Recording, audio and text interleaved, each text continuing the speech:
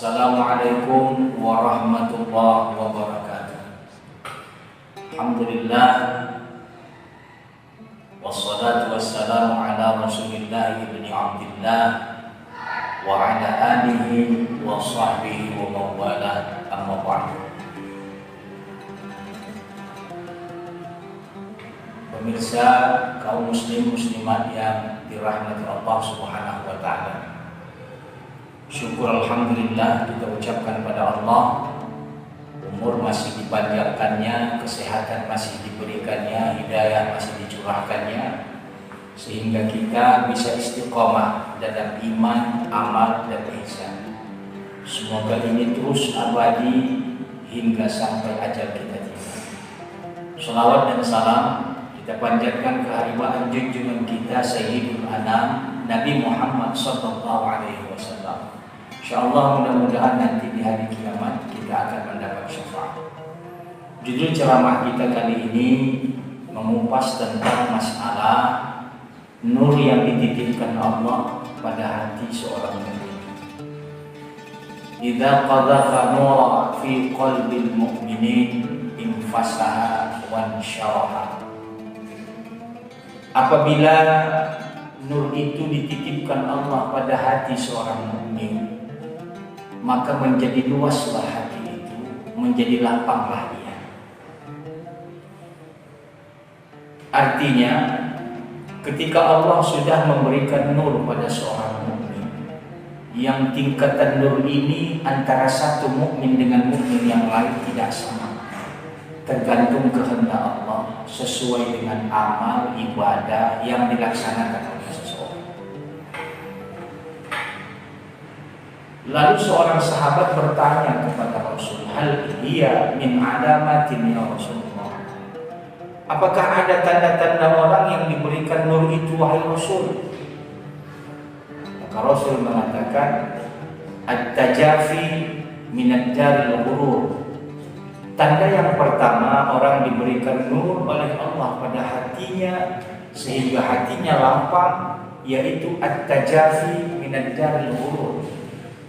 Biasanya orang mukmin itu tidak tertipu dari rumah-rumah dunia ini yang sifatnya menipu manusia.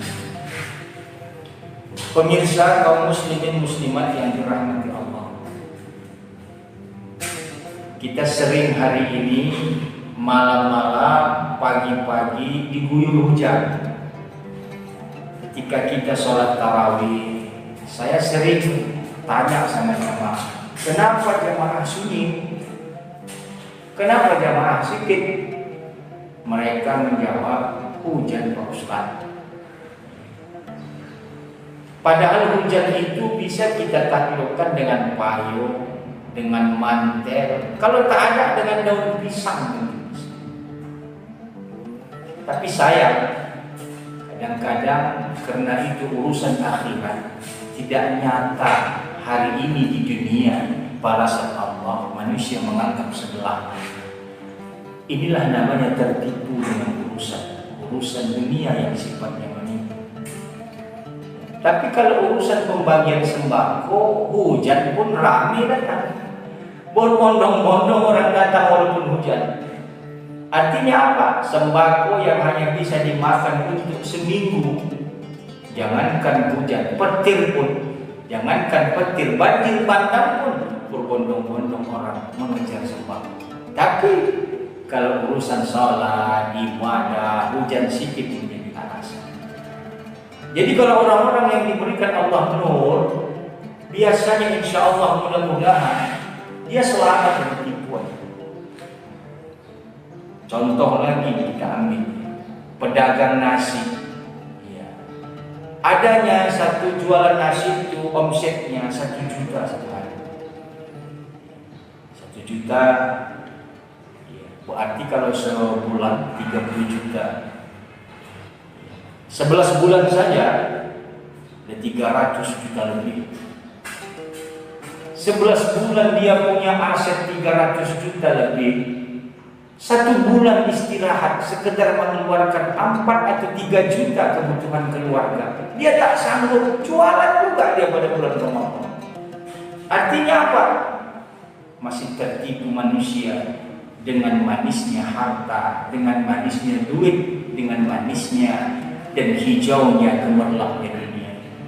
Berapalah dana seperti itu, mengeluarkan 4 juta untuk kebutuhan keluarga selama Ramadan, beribadah. Jangan kita disibukkan terus dengan jualan nasi, mengejar dunia, karena sesungguhnya keinginan manusia tidak pernah berhenti sampai pada satu titik ketika ajal menjemput mereka. Maka orang-orang yang diberikan nur insya Allah selamat. Yang kedua kata Rasulullah, al-inabah ila daril khulud. Orang-orang yang memang betul-betul mendapatkan nur itu al-inabah ila daril khulud. Apa artinya al-inabah ila daril khulud? Semangat untuk mengejar hari-hari keabadian. Artinya apa? Bagi orang-orang yang mendapatkan nur ini sesungguhnya mengerti betul makna hidup di dunia, sehingga bagi mereka kehidupan yang hakiki itu adalah akhirat. Maka dunia hanya proses perjalanan, dan dalam waktu yang tidak seberapa lama pasti akan ditinggalkan. Maka banyak pelajaran-pelajaran yang kita dapatkan ketika kain kafan, seseorang dikafankan, mayat dikafankan, tidak dijahit, apalagi dibikin kantongnya. Kalau ada kantongnya, mungkin para pengumpul dunia bisa mengantongi duit dalam kain kafan. Tapi sayang, tak ada kantong. Tapi itu pun tak diambil orang pelajaran. Al-inabah ila daril khulud. Sungguhnya manusia hari ini, kalau memang betul-betul dapat nur, semangat mengejar hari keabadian.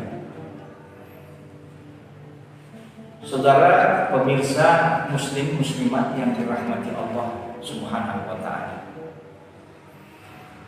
Ketika seorang sahabat Rasulullah sallallahu alaihi wasallam berperang, maka Rasul dan para sahabat mengalami kekalahan. Pada saat itu banyak umat muslim yang kocar-kacir lari ke sana kemari. Tapi Sa'ad bin Abi Waqqas yang melindungi Rasulullah dan berkata, "Ya Rasul, tetaplah engkau berada di belakang. Insya Allah panahku ini akan melesat mengena semua musuh-musuh yang ada." Kenapa Sa'ad memiliki mental seperti ini? Karena satu penyebabnya, Sa'ad yakin bahwa al-khulud, akhirat itu adalah merupakan tujuan yang tidak bisa ditawar-tawarkan. Keyakinan Sa'ad ini membuat tercetus dari bibir Rasulullah satu doa yang membuat Sa'ad, jangankan cerita akhirat, cerita dunia saja Sa'ad sudah diberikan kelebihan oleh Allah. Apa kata Rasulullah? Kalau engkau mau melihat sahabatku yang doanya mustajab dan makbul, lihatlah Sa'ad bin Abi Waqqas. Maka dalam sejarah saudaraku, betapa banyak kelebihan-kelebihan dari doa Sa'ad bin Abi Waqqas, sampai pada satu kejadian yang luar biasa, yang di luar akal manusia, di mana Sa'ad bin Abi Waqqas mampu berjalan dengan pasukannya menggunakan kuda di atas air banjir yang luar biasa. Inilah kelebihan daripada orang-orang yang lebih mementingkan al-khulud, akhirat, ketimbang dunia. Ayat terakhir, ciri-ciri orang yang mendapatkan nur dari Allah Subhanahu wa taala adalah al-isti'dad lil mauti qabla nuzulil maut. Selalu bersiap untuk yang namanya mati sebelum datang kematian yang sesungguhnya. Jamaah muslimin muslimat yang dirahmati Allah Subhanahu wa taala, apa pahamnya? Orang sufi selalu mengambil istilah mematikan diri sebelum kematian. Artinya mereka belajar untuk mati, berpisah dari keluarga, berpisah